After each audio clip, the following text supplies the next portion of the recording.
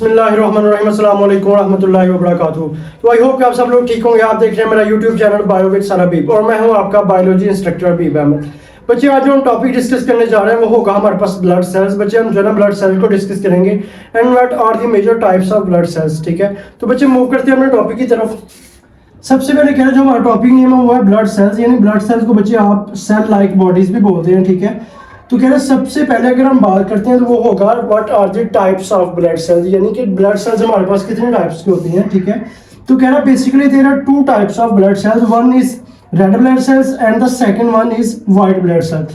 बच्चे जो red blood cells होते हैं उनको आप बोलते हैं एरिथ्रोसाइट, इसी तरह जो व्हाइट ब्लड सेल्स होते हैं उसको बोलते हैं ल्यूकोसाइट्स। ठीक है, तो सबसे पहले हम बात करेंगे बच्चे रेड ब्लड सेल्स, यानी हम रेड ब्लड सेल्स को डिस्कस करना स्टार्ट करेंगे। ठीक है, what are red blood cells. ठीक है, तो सबसे पहले कह रहे जो रेड ब्लड सेल्स होते हैं बच्चे उसको आप एरिथ्रोसाइट बोलते हैं। ठीक है, अगर हम इसकी शेप की बात करते हैं, कह रहा what is the shape of red blood cell, तो इसकी जो शेप होगी बच्चे वो डिस्क शेप होगी।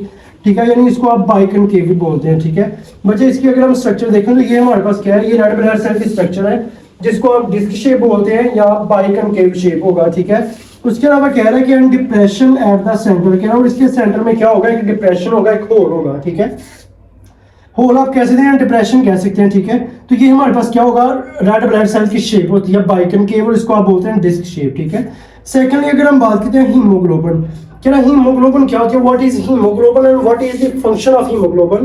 तो कह रहा हीमोग्लोबिन क्या होती है, haemoglobin is a protein that is present in blood plasma. कह रहा ये प्रोटीन होती है जो ब्लड के अंदर प्रेजेंट होती है। ठीक है, तो कह रहा टर्न्स ब्राइट रेड, कह रहा इसका कलर क्या होगा, ब्राइट रेड हो जाएगा। कब, कह रहा in the presence of oxygen, कह रहा अगर ब्लड के अंदर ऑक्सीजन हमारे पास बच्चे प्रेजेंट है तो कह रहा इसका ये जो हीमोग्लोबिन है इसका रेड, इसका जो कलर होगा वो ब्राइट हो जाएगा, यानी ब्राइट रेड हो जाएगा। सेकंडली कह रहा है कि डार्क, कह रहा है इसका जो कलर होगा वो डार्क कब होगा, व्हेन डीऑक्सीजनेटेड, यानी डीऑक्सीजनेटेड का मतलब क्या होता है, absence of oxygen, absence of oxygen. कह रहा अगर ब्लड के अंदर ऑक्सीजन की एब्सेंस हो तो क्या होगा, उसका जो बच्चे हमारे पास हीमोग्लोबिन का कलर होगा वो डार्क हो जाएगा। ठीक है, नेक्स्ट अगर हम बात करें what is the function of haemoglobin, तो हीमोग्लोबिन का फंक्शन क्या होता है, क्या है transport oxygen and little amount of carbon dioxide, यानी इसने क्या करना होता है, ऑक्सीजन को जो है ना वो लंग्स से लेना होता है, यानी आप कह सकते हैं carry oxygen from lungs and deliver into the body parts. ठीक है, अगर हम बच्चे बात करते हैं, कह रहा ये हमारे पास क्या है, बेसिकली अगर हम ये हमारे पास क्या होगा, ये ब्रोंकाई होगा, ये ट्रेकी है और ये हमारे पास क्या होगा, लंग्स होगा। ठीक है, लंग्स होंगे। कह रहा लंग्स के अंदर जो ऑक्सीजन प्रेजेंट है बच्चे, ये जो हीमोग्लोबिन होता है, हीमोग्लोबिन का काम होता है इसने कैरी करना होता है ऑक्सीजन को कैरी करना होता है लंग्स से और पूरी बॉडी तक लेके जाना होता है, यानी बॉडी में डिलीवर करना होता है। ठीक है, और साथ क्या करना होता है, कार्बन डाइऑक्साइड को। ठीक है, यानी little amount of carbon dioxide.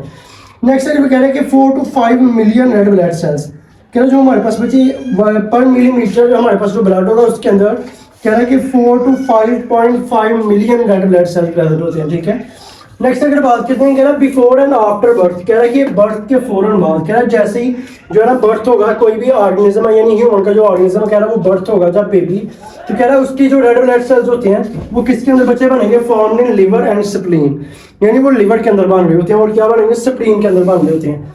कह रहा अगर हम अडल्ट की बात करते हैं तो कह रहा अडल्ट में क्या होगा, they are formed in the red bone marrow, कह रहे कि जो अडल्ट के अंदर जो रेड ब्लड सेल्स होते हैं बच्चे हम कहाँ पर बन रहे होते हैं, कहाँ पर जनरेट होते हैं, कहाँ पर प्रोड्यूस होते हैं या कहाँ पर उनकी फॉर्मेशन होती है, तो वो किसके अंदर हो रही होती है बच्चे, रेड बोन मैरो में। ठीक है, और शॉर्ट बोन्स, क्या शॉर्ट बोन्स कौन सी होंगी, लाइक स्टर्नम होगा, स्टर्नम बच्चे बोलते हैं चेस्ट बोन जो होती है। ठीक है, नेक्स्ट हमारे पास रिब्स है जिसको पसलियां बोलते हैं, और वर्टिब्राई क्या होता है, जो बैकबोन होती है। ठीक है, तो कह रहा है ये जो हमारे पास बच्चे बोन्स होते हैं इनके अंदर क्या होता है, इनके अंदर हमारे पास जो रेड ब्लड सेल्स होते हैं वो जनरेट हो रहे होते हैं, वो फॉर्मेशन हो रही होती है। ठीक है, नेक्स्ट अगर बात करें ड्यूरिंग फॉर्मेशन ऑफ आरबीसीज, क्या है जब आरबीसीज की फॉर्मेशन हो रही है यानी रेड ब्लड सेल्स की फॉर्मेशन हो रही होती है, क्या है it's nucleus and organelle is broken down, कह रहा है उसके अंदर जितने भी न्यूक्लियस होगा, मतलब आप कैसे जो उसके अंदर न्यूक्लियस प्रेजेंट होते हैं, लाइक उसके अंदर जितने भी ऑर्गेनेल्स होंगे like mitochondria, endoplasmic reticulum, chloroplast, कह रहा है जितने भी हमारे पास क्या होगा उस सेल के अंदर जितने भी ऑर्गेनेल्स होंगे वो ब्रेक होना शुरू हो जाएंगे, कब, जब फॉर्मेशन होगी रेड ब्लड सेल्स की। ठीक है,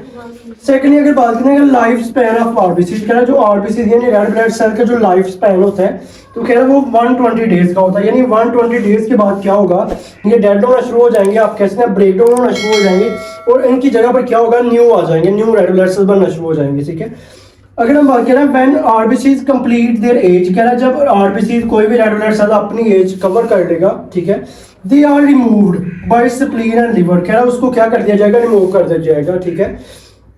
उसके बाद कह रहा है कि नेक्स्ट कह रहा है कि हमारे पास क्या होगा, कह रहा है there are more than 30 trillion red blood cells through body, कह रहा है बॉडी के अंदर बच्चे हमारे पास more than 30 trillion red blood cells होते हैं, ठीक है।